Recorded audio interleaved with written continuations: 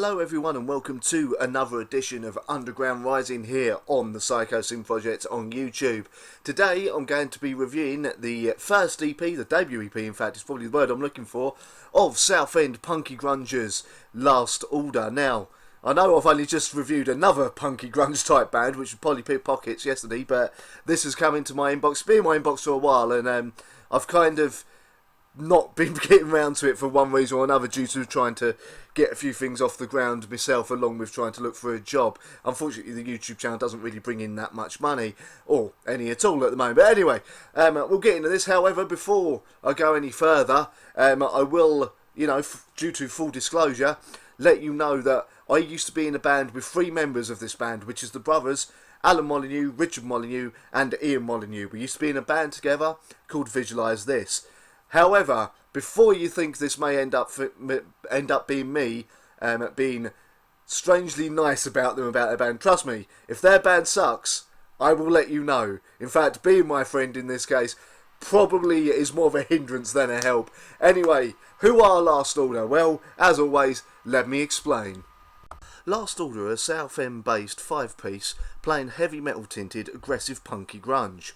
The early days started with Andy and Al jamming in Andy's front room after work during the years of 2012 and 2013. It was during these heavily beer-fueled sessions that many of the current songs were written, and as they developed, thoughts turned to adding numbers to the band. Sam joined on drums and Ian joined in on guitar, and in July of 2013 the band first went into the studio. It didn't take long to gel and progress was fairly rapid, and before long a set of 8 tracks was being rehearsed and honed. Rich joined on vocals in 2014 after Larry came and went, unfortunately, due to work commitments. In terms of their music, they're fairly quick-tempoed with riffing styles taken from punk, grunge and metal to create a varied and interesting brand of music. They range from short punky songs to longer, more heavy metal type arrangements. The band currently consists of Al Molyneux on lead and rhythm guitar, Ian Molyneux on rhythm guitar, Andy McBain on bass, Sam Cooke on drums and Richard Molyneux on vocals. The first song on the EP is called Too Much Time Off, and straight from the off you can tell that the vocals have a very sort of 70s, 80s punk feel to them.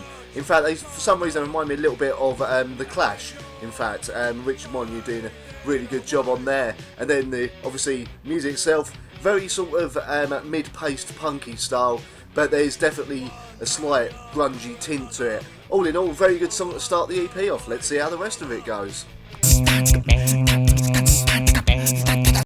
Track number 2 on the album is what might be one of the greatest song titles ever made. It is, of course, McFluffy Bastard. Honestly, you're not going to beat that, really. Anyway, on this song, it finally hit me what they kind of sound like. Discharge. This band sounds like Discharge. Obviously Discharge are legends in the kind of hardcore punk scene, but this band, especially on this song, really do have a real Discharge style edge to them, and Rich's vocals again coming across like that as well, with proper punky feeling to it. And then we get the guitar work from Al and Ian keeping the keeping the riffs going, along with the drummer Sam and the bassist Andy as well, keeping the groove going as well, and then we get to near the end and Al puts in some superb lead guitar work as well, making this an absolute highlight of the EP. And we're only 2 tracks in, we've got 3 tracks to go, so let's get on with it. Up next is Pick Me Up Again. Now this is the longest song on the album, a whopping 3 minutes, and it's got a really, really nice riff that gets stuck in your head, along with Richie's vocals over the top. I'm getting the feeling that maybe we should call this something like football hooligan metal or something, because that's kind of how the vocals come across a little bit, or yob metal or something. But another really, really good song, a nice little centre point to the EP, and one that could go down quite well for something to slow down the pace of the set a little bit. Hopefully they'll be doing some live gigs soon. If so, I'll have to check them out and maybe sort out some kind of interview for them for this channel and for me show on Total Metal Radio. Anyway, 2 more tracks to go. Let's see if they can keep that quality of high quality, of music going. The penultimate song on the EP is Hail to the Owl. Now, having been drinking with three-fifths of this band, yeah, I'm not surprised there's a song about drinking, especially with Rich singing it. I'm guessing he wrote the lyrics as well, because that is a man who will drink pretty much anything that gets put in front of him, especially if it's alcoholic. Anyway, this is another song that sounds really, really good. A nice sort of 80s punk feeling to it. Well, even 70s punk feel to it. And honestly, I have a feeling this is a song that they either need to open their live sets with or close their live sets with, because it's going to get a hell of a reaction once people start knowing the song. So yeah, this is another absolute highlight on this EP. We've got one more song to go. Let's see how it goes. Up next is Shit Tattoo. I thought of it, not yobcore, this should be thugcore metal. That's the perfect way to describe this band, essentially. Thug rock or thug metal or something. Another sort of really good, meaty, sort of punky type song here. Going about someone's shit tattoo, really, as if you could guess that from the title. And yeah, again, superb lead guitar work from Alan on this. Whole band indeed locking down together. In fact, for a band that has only been going for about roughly a year as a full unit, but they've really, really worked well together. So another fantastic song. So what do I think of the EP in a whole? We'll find out next.